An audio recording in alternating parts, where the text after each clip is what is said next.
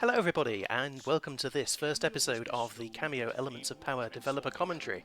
I'm Chris, and I was part of the original team, so given that the game is 10 years old, hopefully 10 years old today if this video goes up on time, it seemed like the perfect opportunity for me to revisit a game that I haven't played through in its entirety for quite a few years, and just reacquaint myself with the characters, the worlds, talk a little bit about what made it in and what didn't make it in some cases, and hopefully introduce a new audience, a new group of people to the game for the first time. This is the version that is included with Rare Replay for Xbox One, so just like Kameo's leaping in here, it's a good time to leap in and experience the game if you haven't yourself. So we're going to start by galloping up this wall because we have a lot of things to talk about, and we're going to introduce ourselves to the Trolls. Here they come, on top of a big scary dragon. Fortunately for us, they're not always on top of big scary dragons. And as you can see from their arguing and their bickering, they're kind of dumb, but they're pretty strong and they come in all shapes and sizes, so they're not to be taken lightly, even when they're as fierce as Chiller or Pummleweed or Major Ruin. That was Chiller climbing the wall there, and we'll have a little more time with him in a minute, but right now we're going to turn into Pummleweed. Kameo has the ability to turn into different elemental warriors, one of which is Pummleweed. Let's have a little look at Pummleweed here, and no time for mucking around saber trolls. Pummleweed can go underground, and he can uppercut, and he can unleash flurries of jabs, so he's a very nimble kind of fighter. Out will come another troll, and will turn into Major Ruin, who is this kind of roly-poly armadillo character. He looks slow, but once he gets moving, he can unleash high-speed dashes like that, and as you can see, that was enough to drop that troll pretty much in one. And he can roll around and also turn into kind of a whirling dervish and smash boxes and cause all manner of chaos. Let's turn into Kameo briefly. This is Kameo's natural form, and she's pretty fast. She's not quite as fast as Major Ruin, but she's a lot speedier than most of the warriors, and she can hover above the ground, but all she's really got to defend herself with is a flip kick, which doesn't do an awful lot of damage, not compared to Chiller here. Chiller has a number of different uses. One thing he can do is he can pick trolls up and put them on his back, and then once they're on his back, he can turn them into a handy club and smash anything with them, including other trolls, like this, or he can just throw them away when he's bored of them.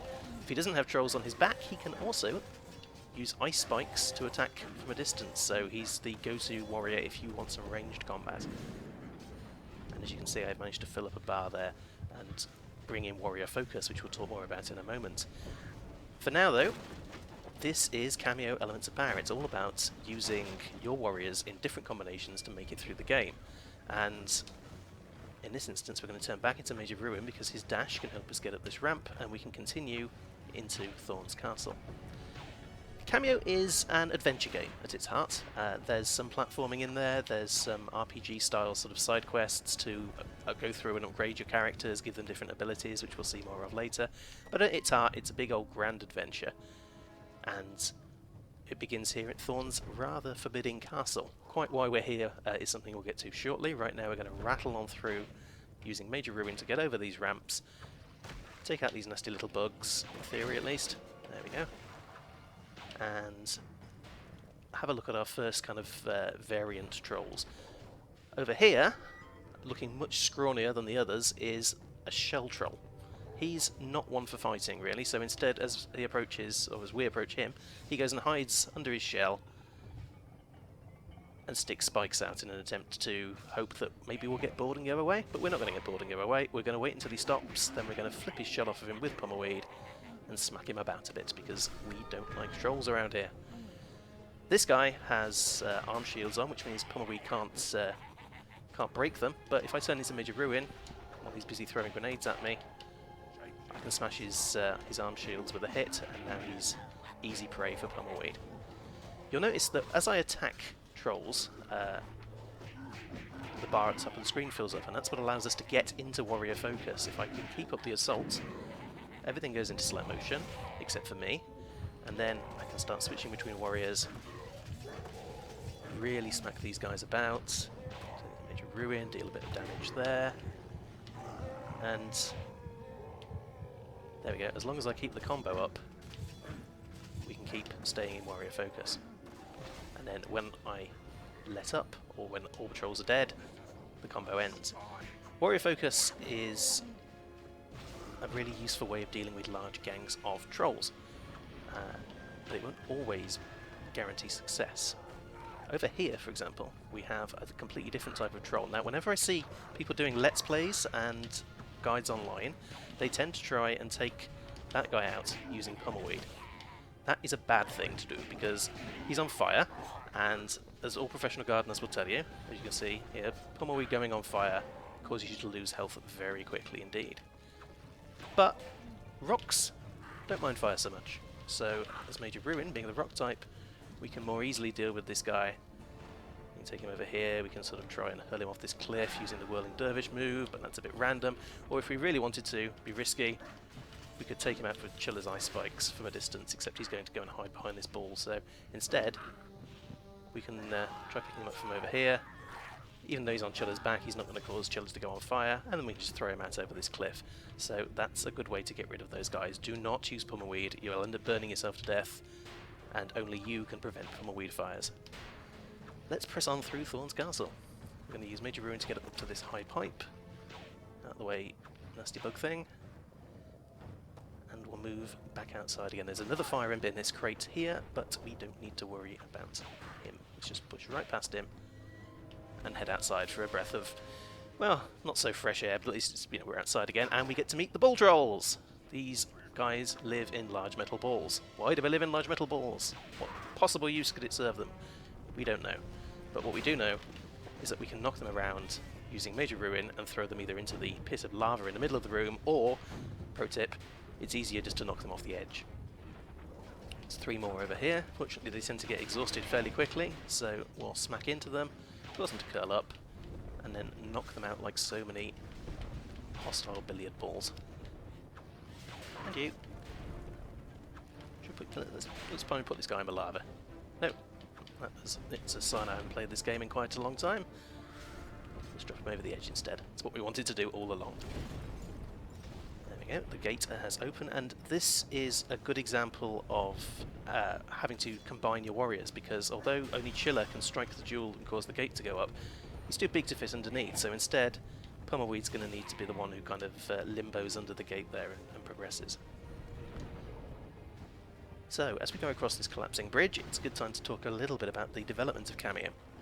Kameo began life as a game for the Nintendo GameCube, and then when Rare became part of Microsoft Game Studios, development switched to the original Xbox, and a lot of work was done on the original Xbox, but then with the Xbox 360 launch approaching, we had the opportunity to become a launch title instead, and that was a really exciting opportunity, because it meant that a lot of the ideas that we wanted to do on the Xbox version but couldn't, we were going to be able to finally realise, and it allowed us to put in a huge amount of kind of detailing, everything from the tiles on this floor to the sky full of dragons and some of the huge battles with trolls that we'll be seeing later.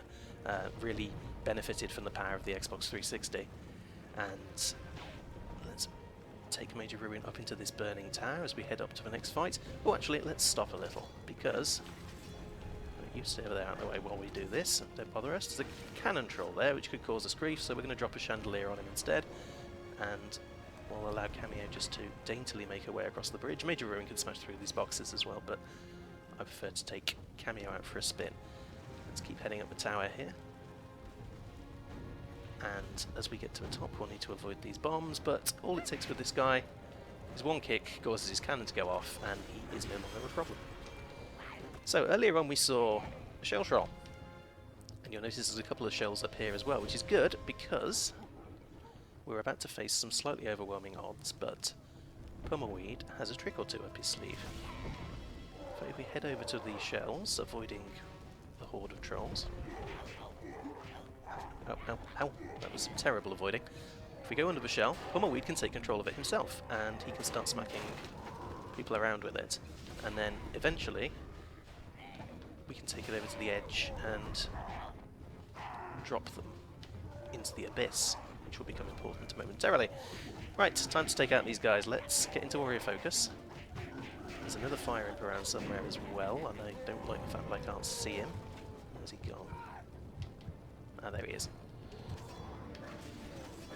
But let's take advantage of warrior focus and just knock him over the edge with some ice spikes, so he's not a problem. Not all patrols want to fight. This guy over here has decided to become a pacifist in the face of Kameo's overwhelming awesomeness. Actually, let's gather these guys up. Jump out the way. Make me look like a fool. Turn around the fire. There we go. I think that's the last of them. Let's send them off to distant lands. Goodbye. And with all the trolls down... Ah! I've missed one.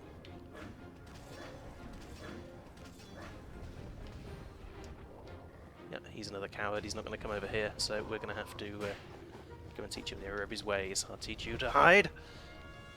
Here come some more shell trolls, but we, evilly, having played the game before, knew to get rid of their shells. So without anything to hide under, they are pretty puny, really. Major Ruin's easily going to be able to make short work of them. And when the shell trolls are all gone, we'll wait for warrior focus to time out there. With no more enemies, it's time for the triumphant reveal of Thorn's teapot water tower thing. I don't know what that is. I've never known what this is, but it is a good opportunity to show off another warrior combination. If we take that guy out first so he doesn't cause us grief. There's no ledge over there, only an icy wall like the one we saw Chilla grab onto at the start of a level, so what we're going to need to do is turn into Major Ruin and then do a nifty mid-air transformation to grab onto the wall so that I don't fall. There's another troll there, but what we're actually going to do is use him as a sacrificial lamb because he climbs up, off camera, and in a second he's going to hit a bug, which would have been bimbling around at the top of the wall and is now out of our way. We're almost at the end of Thorn's castle. As you can see, there's Thorn's face at the top of the screen there. I don't know why I'm pointing, you can't see me. Thorn, like all good, rare villains, likes to live in a castle shaped like his head. As I think we all would if we had the ways and means. I think everybody would enjoy living in a castle the size of and shape of their own face. So, nearly at Thorn himself, at which point we'll talk... Ow, forgot about him. At which point we'll talk more about why Kameo's come here in the first place, but there's one more guy standing between us and our family. He's called the Glassjaw Troll, and the traditional way to deal with him is to smack him on the chin with Pommelweed, and then hits his chin with ice spikes while he's stunned. But we don't really have time for all that. We're busy, we're in a hurry, we've got things to do, people to save, so why don't we just drop a chandelier on his head instead? That's how we roll around these parts. Glassjaw Troll falls over, door comes open, and it's time for us to hopefully fulfill our mission, because Kameo's sister Callus, who we're going to see in a moment, should have inherited the element of power. That's the jewel that you can see on Kameo's headband there, and that's what allows her to turn into the elemental warriors. Unfortunately, Callus is not a very nice person, and so even though she's the older sister, Kameo was given the element of power instead. This sent Callus off into a bit of a mard, which she decided to deal with not by making a sarcastic post on Instagram, but by kidnapping all of her family with the help of Thorn, who Kameo has completely failed to recognise because Thorn's so tiny and unremarkable. Wallop! Yeah, he smacks Kameo around like a pinball machine. She's hit so hard that she loses her collection to the warriors, much to Callus's amusement, and things look very bad indeed, because now Kameo has got no way of defending herself. She's landed next to Thena, who's her mom, and when Thena realises what's going on and that Kameo's rescue attempt has failed, things look pretty grim, but Thena's got just enough magic in her left to send Kameo to safety. Spoilers. So Thena invokes the power of magical clouds and a loading tip. And then Kameo wakes up in the Mystic's hut, and we'll talk more about the Mystic in a second. Yes, Callus has allied herself with Thorn, who was the Troll King. He was sealed in stone long time ago by the elves, and the trolls have been pretty much left to their own devices since then. But now Thorn's back, he's rallied the troops, he's got Callus at his side to help him, and he immediately sent his armies in to kidnap Kameo's family, everybody except for Kameo herself. Kameo, however, ran off without everything that she needed, rather impulsively, to go and rescue her family, got a bit arrogant, a bit carried away, and has failed utterly. So she's in everybody's bad books, and although the wizard Ortho can help her, he's going to refuse to even talk to her until she's proven that she's not utterly incompetent. This is the Mystic's hut. going to flip kick the Mystic because she's evil. If you flip kick the Mystic too much, something amusing happens, but I'll leave that for you guys to discover yourselves. And this, after the loading tip goes away, is the Enchanted Kingdom. It's Kameo's home. It's a gorgeous paradise that floats in the sky above a battlefield, known as the Badlands, and it's a pretty idyllic place. Certainly a lot nicer than Thorn's castle, but it isn't shaped like anybody's head, so it's not got that going for it. We are going to be able to move around some of the outer areas in a second. You can see the palace guards having a good time, and some goblin characters. They are the manual labour, I guess you could say, of Kameo's universe, and some of them have little routines, some of them will help you out and sell you things. You can just about see the Mystic going for a walk in the background there. In fact, yeah, we do have a map, but I'm going to turn it off so you can see more of this wonderful paradise. What are you doing, Mystic? Are you throwing your junk over the edge of the world? That's just wrong. You should recycle that stuff. Let's have a look at this goblin here, because he has what we call a woe cloud over the top of his head, and that means that he's got a problem. In this instance, his tools are broken, and he's got no way to water his crops. But there's nothing that Kameo can do to help him right now, because, I mean, she's an ability. She doesn't know where the watering cans are being kept. So instead, we're going to have to leave him to his ruminations and head over to find Ortho, who is in a right strop. Deservedly so, really, but the warrior trainer still believes in us. Thank you, warrior trainer. And he's going to help test Kameo. Now, given that the Thorn's Castle stage is so action-packed, it's very much a quick sort of introduction to the action. It's inspired by Metroid Prime, in fact. The notion of you've got all these cool abilities and using them in tandem is really the core of the game, and we wanted to be able to express that really quickly. Which means throwing the player in at the deep end, and that's what happens in Metroid games. Samus starts out fully kitted out, and then something will happen to kind of set the player back to square one once they've got an idea of what the game is all about.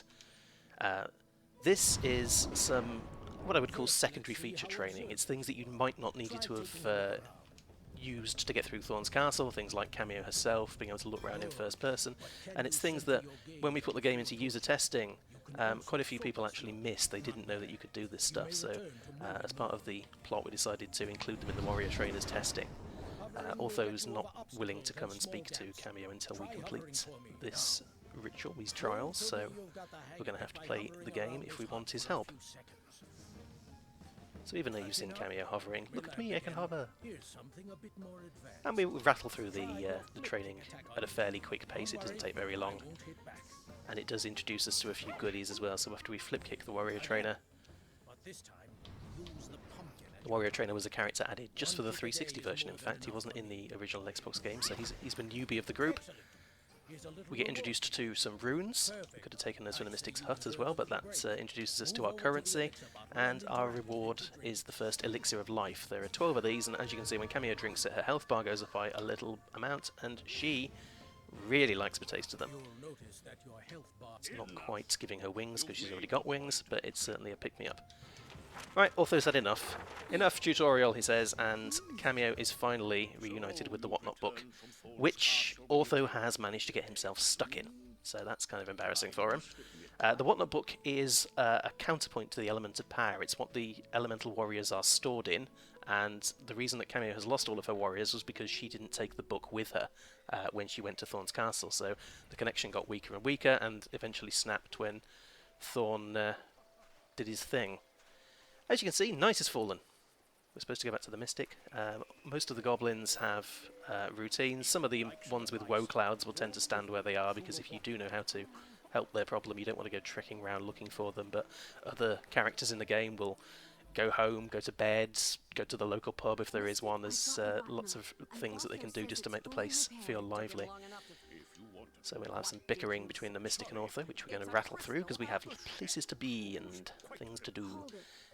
Fun fact, actually, for the early part of the story, certainly on the Xbox version, the Mystic and Ortho were married for a good long while.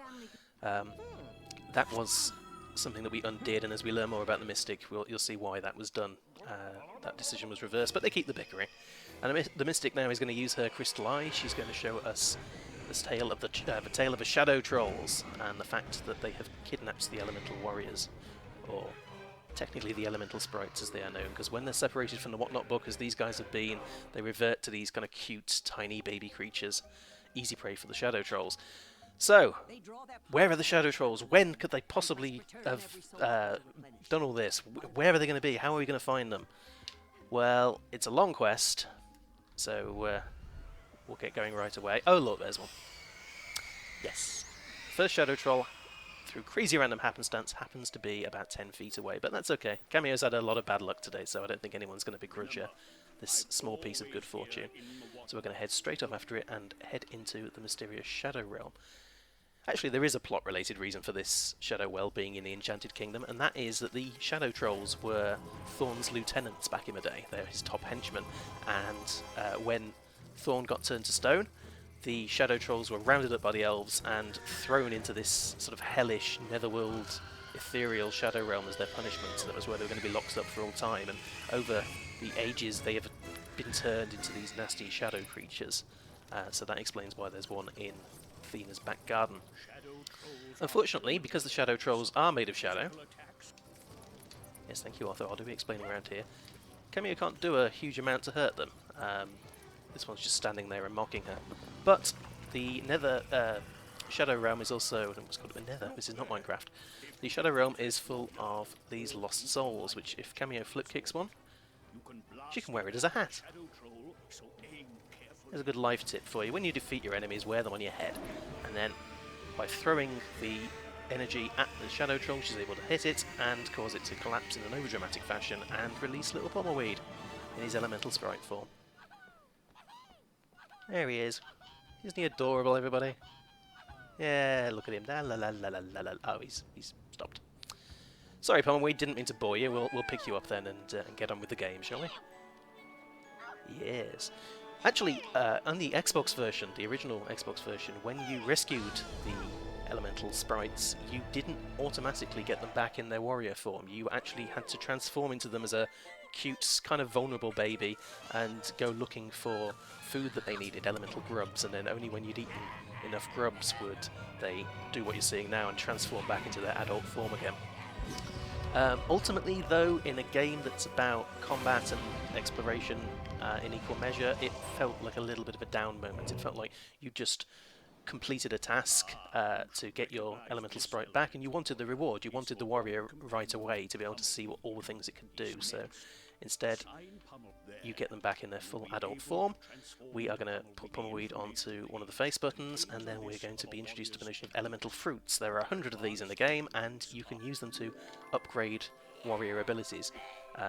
They are more powerful moves, they'll certainly help you out, and we'll be using a few of those as we go on. But for now, we'll give Pummleweed his uprooter technique, and put the book away, and we can be Pummleweed. There we go. Yes, you better run, squirrel. So there we are. This was the first episode of Kameo Elements of Power. Next time we're going to have a look around the Enchanted Kingdom with Pummleweed and see all the things that we can do, and then we'll head back to the Mystic and get on with the adventure. For now, thank you very much for watching, and I will see you next time.